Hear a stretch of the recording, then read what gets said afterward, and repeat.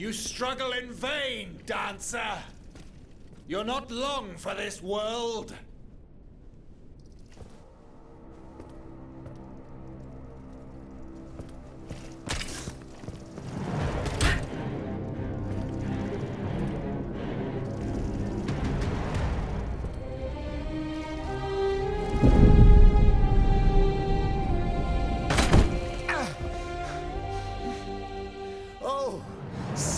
How the Aegis turns against its master.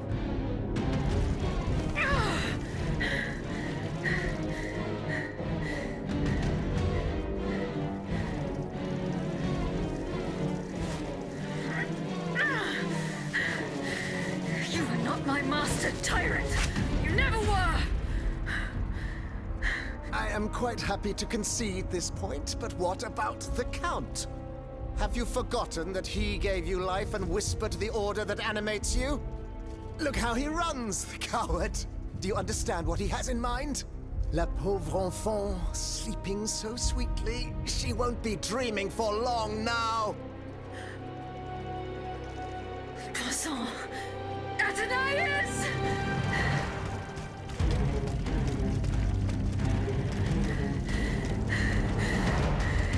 Don't move! The time has come to set you free, Aegis. This whore's soul has poisoned your cogs for too long. Adieu, sad puppet. No! Bonté divine, I don't want to die.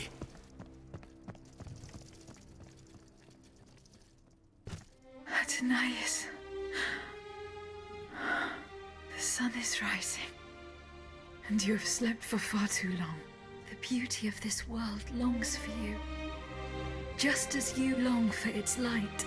For you are like the flowers that open in the morning. I know you, mon ami. We loved each other. Vous en souvient-il? You gave me your heart. So please, let me give you mine today. Vivez heureuse, Athenais. For it is happily that I leave this world.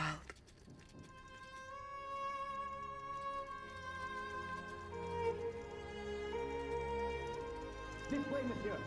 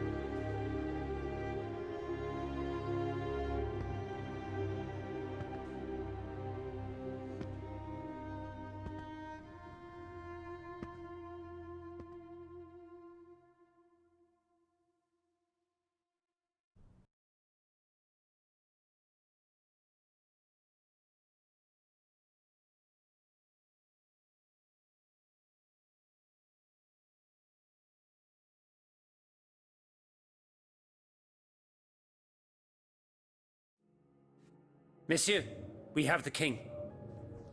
It is now up to us to wield his scepter. In this trying time, crucial decisions must be made without delay. First and foremost, we must take back Paris. And how do we do that, mon Dieu? There are automats everywhere, and they are constantly regenerated by their crimes. My strategy is the only viable solution. Monsieur Laclos' cannonballs filled with vitriol. And where will we find the means to carry out your plan? The city of Versailles is full of ateliers and shops.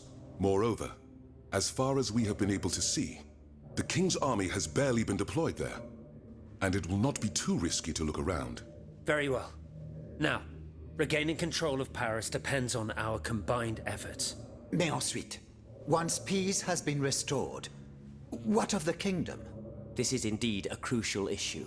Leaving the nation without a government would expose it to the greatest danger. Worse, it would condemn it to civil war. Eh bien quoi, monsieur? Can you not govern together? Unfortunately, the disagreements that divide our assembly run far too deep. That which we can agree is that we have been given a chance to choose the person who shall succeed the tyrant. I claim this honor. Excuse me? For what reason, je vous prie? Enfin, simply consider the arguments for it. Speak, Monsieur le Marquis. You have our full attention.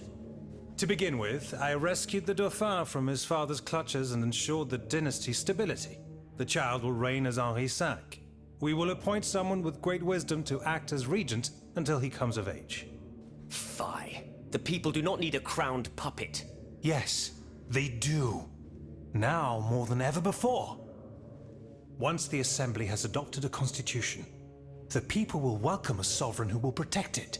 A king and a constitution, like oil and water.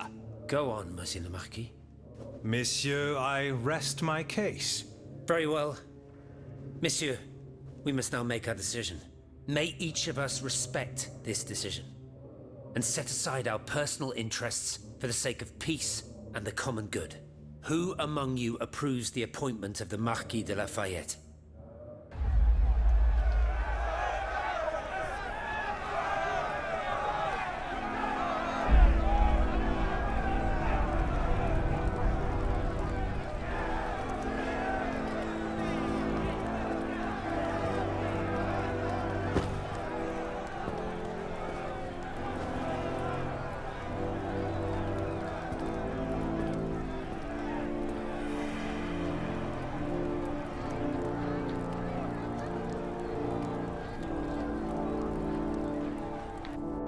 The court bows before the Marquis de Lafayette, Lieutenant Général du Royaume.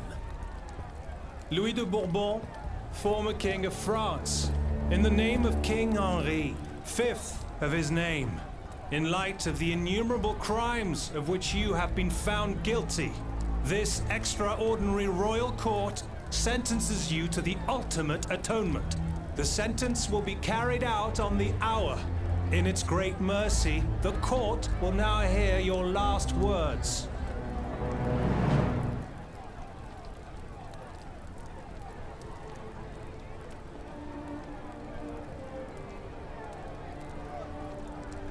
My loyal subject, since you must lead a lamb to the altar, since you must offer a sacrifice to this new France that you intend to found, I will be that sacrifice.